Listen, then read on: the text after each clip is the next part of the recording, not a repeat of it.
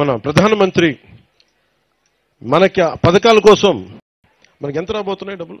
Next ఏది చెప్తా, ఒక్క నిమిషం. 280 crores ఇప్పుడు జనవరి పిఎం మన రోడ్ల కోసం మళ్ళీ జనవరిలో 250 కోట్ల రూపాయలు ప్రధానమంత్రి గారు దీనికి మంజూరు చేయబోతారు. సో ఇవన్నీ మేము చేయగలుగుతున్నామంటే, నేను దశాబ్దం కష్టపడ్డాను. నేను తిరిగాను, తిప్పలు పడ్డా, తిట్లు తిన్నా, కుటుంబాలను బెదిరించారు, ఆడపిల్లల్ని బెదిరించారు, ఇంట్లో ఆడపిల్లల్ని, భార్యని బెదిరించారు, తిట్టారు. ఇవన్నీ ఎందుకు పడ్డామంటే, ఒక డోలీ మోత మోగే ఒక గ్రామానికి రోడ్డు వేయగలిగితే సంతోషం. ఇన్ని తిట్లు పడ్డాగా నాకు ఎందుకు ఆనందం ఉందంటే, బాధ్యత తీసుకున్నట్టుగా తిట్లు పడతాయి. సో బాధ్యత, ఇన్ని 5 కోట్ల మంది ప్రజల బాధ్యత తీసుకొని ఈరోజు తిట్లు తింటూ కూడా మీకోసం ఉన్నామంటే, మీ జీవన స్థితిగతుల్లో మార్పు రావాలి. దానికోసం మేము త్రికరణ శుద్ధిగా పనిచేస్తాం అని తెలియజేయడం. అలాగే దీన్ని అనంతగిరి అంత ప్రాంతానంతా మనం ఊటీగా పిలుచుకుంటాం. దీన్ని ఒక్కొక్క చోట చూసి ఎంత సుందరంగా ఉంది. మనం విజయనగరం వెళ్ళినా కానీ, సాలూరు ప్రాంతానికి వెళ్ళినా, మనం పార్వతీపురం వెళ్ళినా కానీ, మన్యం ప్రాంతంలో ఎక్కడ తిరిగినా చాలా అద్భుతంగా ఉంది. కానీ ఉన్నదల్లా సమస్య ఏంటంటే, మనకి కొంత డిసిప్లిన్ కావాలి.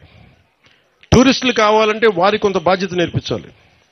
సో వీటి మధ్య అనుసంధానం చేస్తూ టూరిజం శాఖని డెవలప్ చేయాలి, టూరిజంని డెవలప్ చేయాలి. అలాగే నేను ఇందాక యూత్తో మాట్లాడుతూ ఉంటే, నేను కుర్రాన్ని అడిగాను, గంజాయి ఎక్కువ పండుతుందా ఇక్కడ, గంజాయి ఎలా ఉంది అన్నాడు. అంటే ఆహా చాలా సూపర్ అన్నాడు. నేనన్నా ఇంత ఓపెన్గా చెప్పేస్తున్నాడేంటి, గంజాయి సూపర్ ఏంటన్నావు అన్నాను. అంటే ఏంటన్నా గంజాయి అన్న, లేదన్నా ఎంజాయ్ అన్నాను. అంటే ఏంటి ఉద్దేశం అంటే నేను వచ్చినందుకు ఎంజాయ్ చేస్తున్నావా అని అడిగినట్టు వినిపించిందంట. లేదన్నా నువ్వు అడిగితే నువ్వు ఎంజాయ్ చేస్తున్నావు అంటే ఎంజాయ్ చేస్తున్నా, గంజాయి కాదన్నా. 2017లో నేను తిరుగుతున్నప్పుడు యువతని చాలా మందిని మాట్లాడారు. మనకి అరకు ఏఓబి బార్డర్లో కానీ, మొత్తం అరకు ప్రాంతం అన్నింటిలో మాట్లాడితే అందరూ అడిగింది ఏంటంటే, ఎందుకు చేస్తున్నారు ఇవన్నీ అని అడిగా.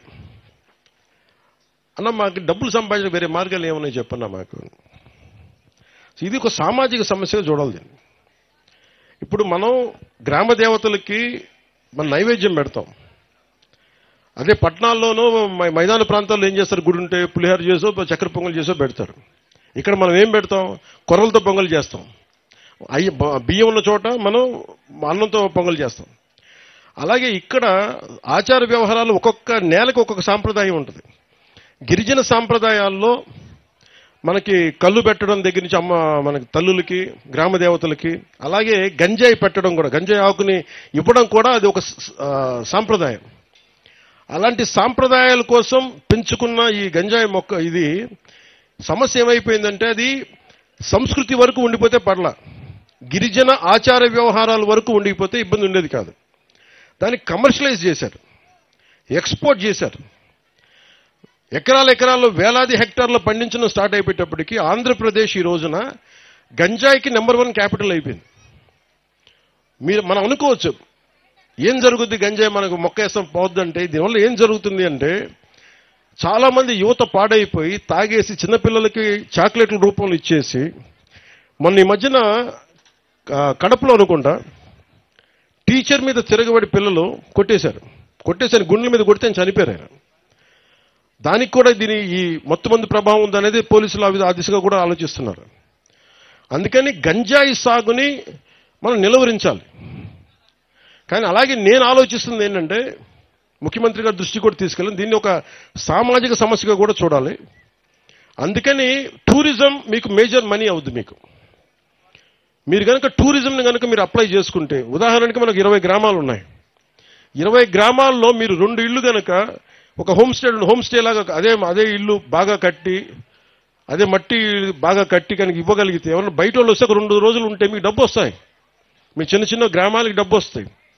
మీరు చుట్టుపక్కల ఏదైనా తీసుకెళ్తే మందు మాకులు మనం కూర్చోబెట్టి ఆయుర్వేదిక్ మొక్కలు వేస్తే దానివల్ల కొంటే డబ్బులు వస్తాయి. ఇప్పుడు నేను ఇందాకెళ్ళి ఒక 1000 రూపాయలు 1500 రూపాయలు పెట్టి ఆ మొక్కలు కొనుక్కున్నాం. సో మనం చాలా చెయ్యొచ్చు. సో మీకు గంజాయి అనేది అది మీకు ఆదాయానికి మార్గం కాకూడదు. నేను యువతకు అదే కోరుకుంటా ఉన్నా. సంపాదించడం చాలా తేలిగ్గా ఉంటుంది, కానీ దాని ద్వారా వచ్చే దుష్ఫలితాలు మటుకు చాలా లోతుగా ఉన్నాయి. అందుకని ముఖ్యంగా అందరూ ఉన్నారని నేను చెప్పట్లేదు, కానీ గంజాయి సాగు చేస్తున్న యువతకి నా అప్పీల్, నా విన్నపం ఏంటంటే దయచేసి మీకు ప్రత్యామ్నాయ మార్గాలు కల్పిస్తాం, దాన్ని కొంచెం మీరు ఆలోచించి దాన్ని దయచేసి ఎంకరేజ్ చేయకుండా మీరు దృష్టిలో ఉంటారని నేను మీకు వేడుకుంటా ఉన్నాను.